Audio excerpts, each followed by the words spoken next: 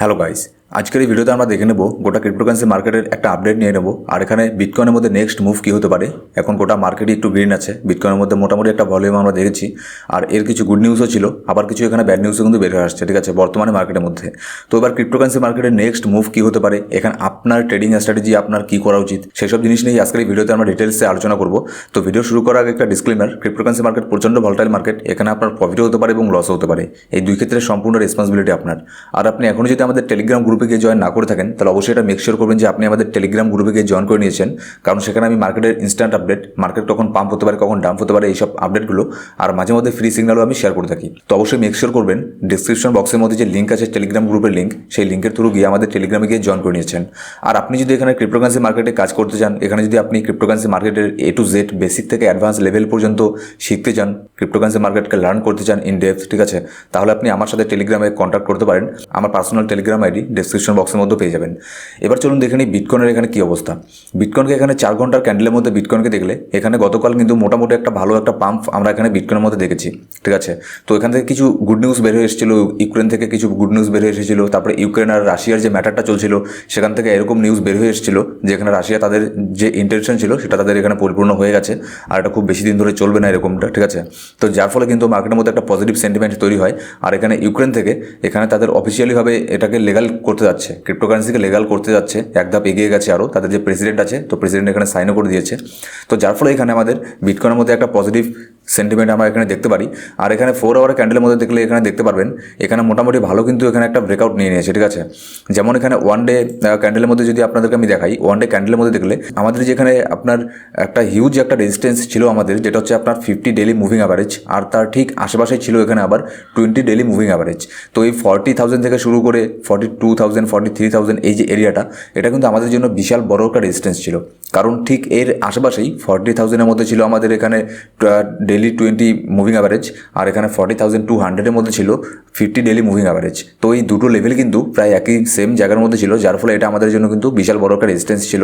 এটাকে ব্রেক করার জন্য আমাদের এখানে প্রয়োজন ছিল হেভি একটা ভলিউমের।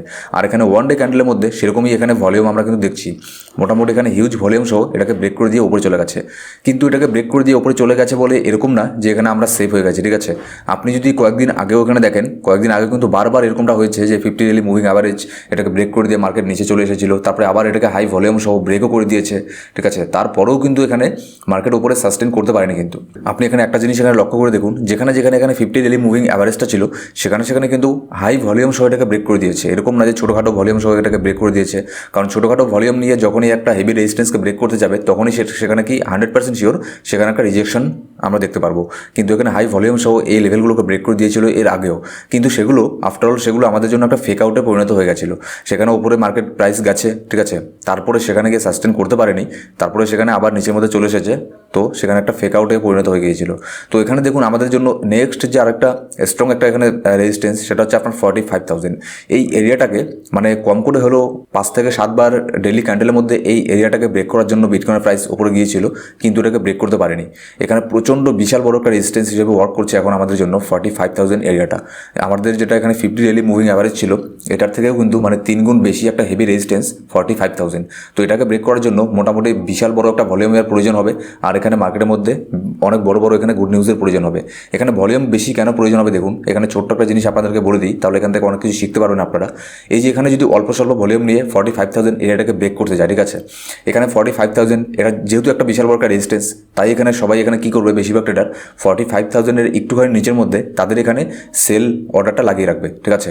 এবার যদি কেউ হিউজ পরিমাণে যদি এখানে কেউ সেল অর্ডার লাগিয়ে রাখে, এবার আপনি কত বাই করবেন, যারা বায়ার আছে তারা কত বাই করবে, মানে বাই করতে করতে তারা মানে ক্লান্ত হয়ে যাবে, তারপরেও সেখানে কিন্তু সেই বাই তাদেরকে কিন্তু এখানে খেতে পারবে না, ঠিক আছে, সেগুলোকে হান্ট করতে পারবে না। তো যার ফলে কিন্তু এগুলো বিশাল বড় একটা রেজিস্ট্যান্সে পরিণত হয়ে যায়। আর যেহেতু এখানে এখানে মানে প্রচুর পরিমাণে এখানে সেলিং প্রেশার একটা আমরা দেখছি, 45,000 যে এরিয়াটা, এখানে কিন্তু প্রচুর পরিমাণে সেলিং প্রেশার দেখছি, ঠিক আছে। তো যার ফলে এটাকে কিন্তু ব্রেক করা কিন্তু অত সহজ না। এটাকে ব্রেক করতে গেলে বিশাল বড় একটা ভলিউম লাগবে, মার্কেটের মধ্যে হেভি ভলিউমের প্রয়োজন আছে এটাকে ব্রেক করার জন্য। কিন্তু এটাকে তো আমরা পরে ব্রেক করতে যাব, কিন্তু ইমিডিয়েট বর্তমানে বিটকয়েনের সাপোর্ট কোথায় আছে? এরকম তো না যে এটাকে ব্রেক করার আগেই এটাকে টেস্ট করার আগেই আবার বিটকয়েন এখানে নিচের মধ্যে চলে আসছে। তো এক্ষেত্রে আপনাকে একটা জিনিস এখানে দেখতে লাগবে। তবে একটা জিনিস এখানে ভালো হয়েছে বিটকয়েনের মধ্যে, এখানে যে আমাদের ডেইলি ক্যান্ডেলটা আছে, ডেইলি ক্যান্ডেলটা আমাদের এটার উপরেই ক্লোজ হয়েছে, ঠিক আছে। এবার নেক্সট ডের ক্যান্ডেলটা এখানে কী হয় সেটাই দেখার। এখানে আমাদের যে 50 ডেইলি মুভিং অ্যাভারেজটা আছে এটাকে ধরে রাখতে পারি কিনা সেটাই দেখার। যদি এখানে প্রাইস বর্তমানে চলছে আপনার 40,800 আর আমাদের 50 ডেইলি মুভিং অ্যাভারেজটা আছে 40,200 300 সামথিংয়ের আশেপাশে। তো এখন যদি 40,300 এই রেঞ্জের মধ্যে বিটকয়েনের প্রাইস আসে, ঠিক আছে, তাহলে কোনো ব্যাপার না। যদি 40,000-এর মধ্যেও চলে আসে তাও কোনো ব্যাপার না, কিন্তু এখানে এসে যাতে এখানে কুইক একটা বাউন্স হয়। যদি একটা কুইক বাউন্স হয় তাহলে এখানে ধরে নিতে পারেন যে এখানে মার্কেটের সেন্টিমেন্ট একটু চেঞ্জ হয়ে গেছে, এখানে মার্কেটের সেন্টিমেন্ট এখানে কিন্তু পজিটিভ আছে। আর যদি এখানে এটাকে হোল্ড করতে না পারে তাহলে কিন্তু আবারও আমরা এখানে শর্ট টাইমের ক্ষেত্রে এখানে বিয়ারিশ হয়ে যাব। এবার এখানে ওয়ান ডে ক্যান্ডেলের মধ্যে দেখলে এখানে একটা রেঞ্জ বাউন্ডের মধ্যে এখানে বিটকয়েনের প্রাইস আপ ডাউন করছে, এখানে দেখতে পারবেন, ঠিক আছে। 45,000 থেকে শুরু করে আপনার 36,700 600 এই পর্যন্ত। তো এবার যদি এটা নিয়ে আবার যদি 45,000 এটাকে যদি ব্রেক করতে যায় তাহলে এটা নিয়ে কিন্তু 4 বার হবে, ঠিক আছে।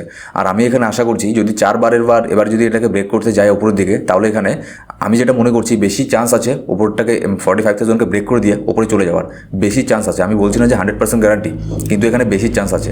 কারণ হচ্ছে যে কোনো একটা রেজিস্ট্যান্স যত বড়ই হোক না কেন, বারবার যখন সেটাকে টেস্ট করতে যায় তখনই কিন্তু সেই রেজিস্ট্যান্সটা উইক হয়ে যায়, ঠিক আছে। তো এবার আমি এটা আশা করছি যদি এটাকে 45,000কে টেস্ট করতে যায়, নিজের মধ্যে না এসে যদি 45কে টেস্ট করতে যায় তাহলে এটাকে ব্রেক করে দিয়ে উপরে চলে যাবে। তারপরে 45,000-এর উপরে এখানে সাস্টেন করতে পারে কিনা সেটা কিন্তু সময় বলবে। কিন্তু এখানে আরেকটা সিনারি এখানে কী হতে পারে, আবার যদি নিচের মধ্যে চলে আসে, এখানে নিচের মধ্যে দেখুন 36,700 এই যে এরিয়াটা, এটাও কিন্তু এখানে মোটামুটি এবার নিয়ে 3বার এটাকে সাপোর্ট দিয়েছে, ঠিক আছে। কিন্তু 2-1বার এটা আর একটু নিচেও এসেছিল, কিন্তু তারপরে ফাইনালি আবার এটার উপরে চলে গেছে, এই রেঞ্জ বাউন্ডের মধ্যে ফিরে এসেছিল আবার প্রাইস। তো আবার যদি নিচের মধ্যে চলে আসে 36,700 এর মধ্যে যদি আবারও আসে তাহলে এখানে হেভি চান্স থাকবে 36,700 এই রেঞ্জটা ব্রেক হয়ে যাওয়া, ঠিক আছে। এটা কিন্তু আমাদের জন্য বিশাল বড় একটা সাপোর্ট দিয়েছিল, অনেকবার সাপোর্ট দিয়েছে এটাকে। কিন্তু আবার যদি নিচের মধ্যে আসে তাহলে কিন্তু এটা ব্রেক করে দেবে, বেশি চান্স আছে ব্রেক করে দেওয়ার। কারণ হচ্ছে আপনাদেরকে একটু আমি বললামই যে কোনো একটা রেজিস্ট্যান্সকে যদি বারবার টেস্ট করতে যায় তাহলে সেই রেজিস্ট্যান্সটা যেমন এখানে ধীরে ধীরে উইক রেজিস্ট্যান্সে পরিণত হয়ে যায়, ঠিক তেমনই আবার কোনো সাপোর্টের মধ্যে বারবার যদি প্রাইস নিচের মধ্যে আসে তাহলে কিন্তু সেই সাপোর্টটা ধীরে ধীরে একটা উইক সাপোর্টে পরিণত হয়ে যায়। আর এখানে নেক্সট আপনার কী স্ট্র্যাটেজি হওয়া উচিত, এখন আপনি একটু ওয়েট করুন। এখন মার্কেটের মধ্যে এন্ট্রি নিতে যাবেন না, আবার যখন মার্কেট এখানে রেড হয়ে যাবে তখন এখানে মার্কেটের মধ্যে আবার যখন ছোটোখাটো একটা প্যানিকের সিচুয়েশন ক্রিয়েট হয়ে যাবে তখন আপনি এর মধ্যে এন্ট্রি নিতে পারেন।